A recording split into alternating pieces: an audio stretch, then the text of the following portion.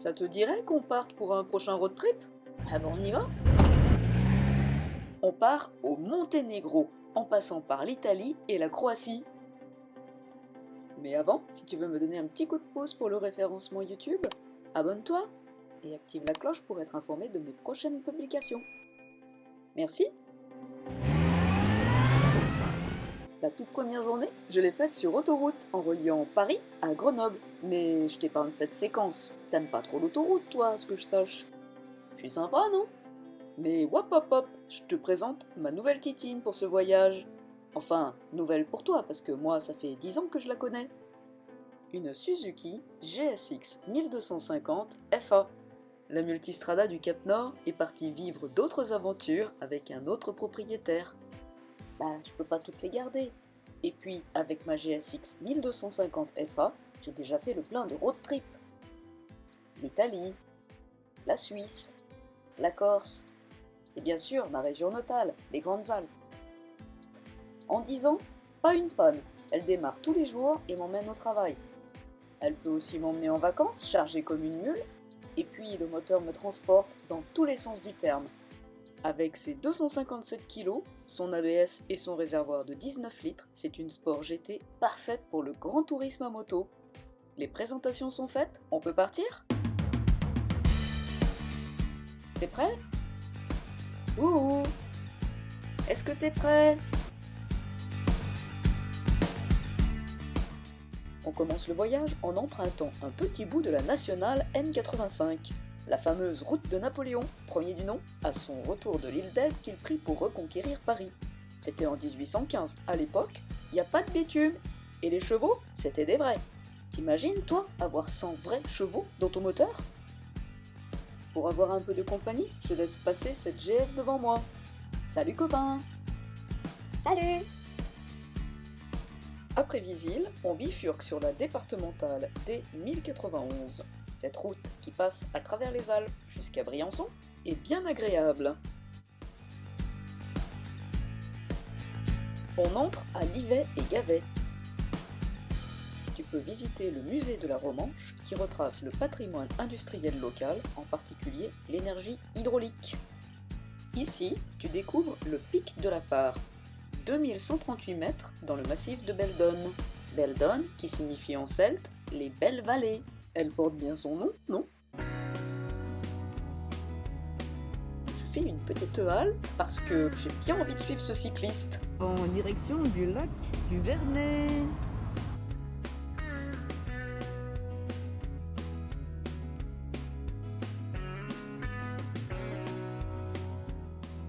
Des cyclistes, on en rencontre beaucoup, parce qu'ici dans les Alpes, il n'y a que des cols mythiques à gravir. Courage les amis! Ce matin, on est donc parti de Grenoble pour aller en direction des petits villages d'Auze et d'Almont qui entourent le lac de Vernet. Sur la droite se dessinent les premières épingles à cheveux qu'on va emprunter dans quelques instants. Mais avant, on va s'arrêter à l'Odol, un télécabine qui justement donne la vue sur ce superbe lac. Ce nouvel ascenseur valéen ultra moderne relie le village d'Almont, 730 mètres, à la station de Hoz-en-Oisans Alpe d'Huez, 1350 mètres. Il offre une vue panoramique. On reprend la route pour aller jeter un coup d'œil de près?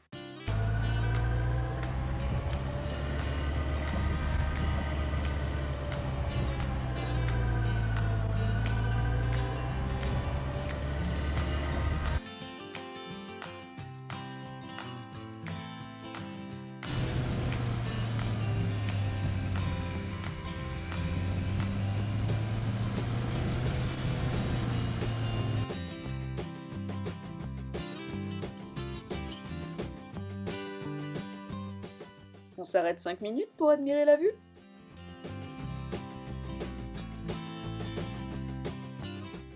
Le lac du Vernet se situe à une altitude de 725 mètres. C'est un vrai lac de montagne, même s'il s'agit d'une retenue d'eau artificielle. Le barrage a été construit par EDF en 5 ans entre 1979 et 1984, et c'est une centrale hydraulique. Pourtant, c'est un lieu où respire le calme. Pas le temps de traîner, on a encore de la route à faire.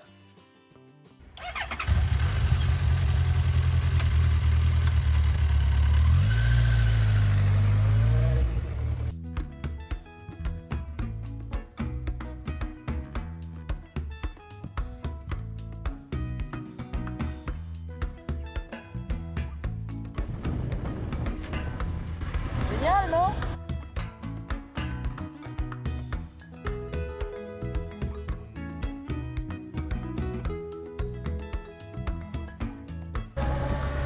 Allez, on prend un peu de hauteur?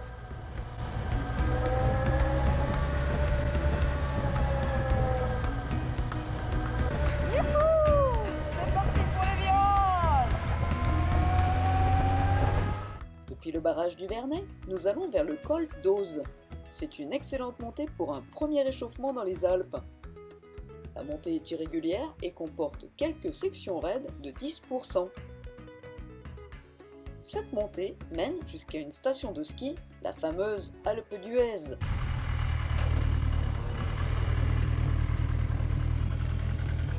On attaque le boulangard. Allez, c'est parti!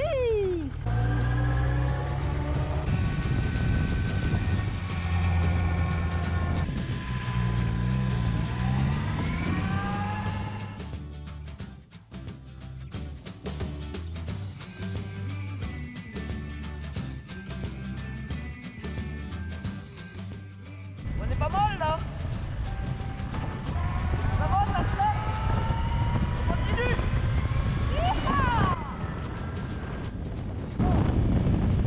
C'est du vieux moustique dans l'œil. On continue sur la D44B, direction Villars-Recula. Attention, prépare-toi car le pas de la confession est ouvert juste après. Des petits virolos qui ont l'air plutôt agréables.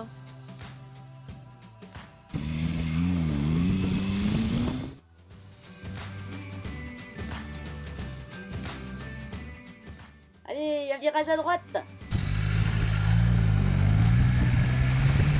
Ouais, encore réussi. À gauche. Wouhou!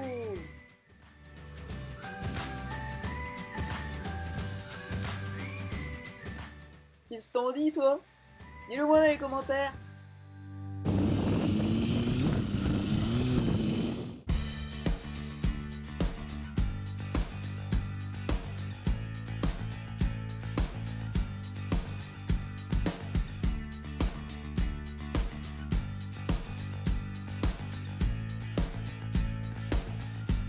On arrive à la première étape. Et voilà, on est arrivé. Nous sommes à Villars-Recula, à une altitude de 1463 mètres. Et le paysage est splendide, non? Là, on va en direction de l'Alpe d'Huez. À plus tard.